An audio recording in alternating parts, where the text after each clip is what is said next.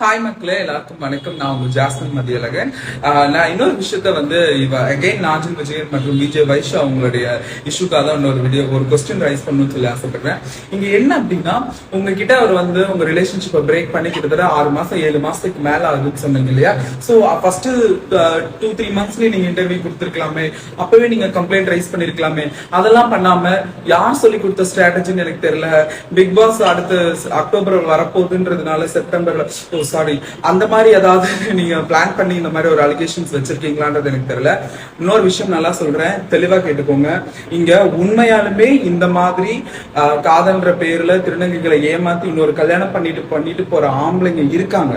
நாளைக்கு உண்மையா இந்த சம்பவம் ஒரு திருநங்கைக்கு நடந்து அந்த திருநங்கை கொண்டு போய் ஒரு கம்ப்ளைண்ட்டை கொடுத்தாலோ நம்மளோட சட்டமோ இந்த சொசைட்டியோ அதை எப்படி அக்செப்ட் பண்ணிக்குவோம்? இந்த நீங்க பண்றதெல்லாம் ஃபேக் அலிகேஷன்ஸ் பச்சையா தெரியுது. ஓகேவா? சும்மா எந்த நிகழ்ச்சிக்கு ட்ரை பண்றீங்க மிஸ் விஜய்? சொல்லுங்க. நீங்க எனக்கு இதுக்கு நீங்க பதில் சொல்லிதான் ஆகணும்.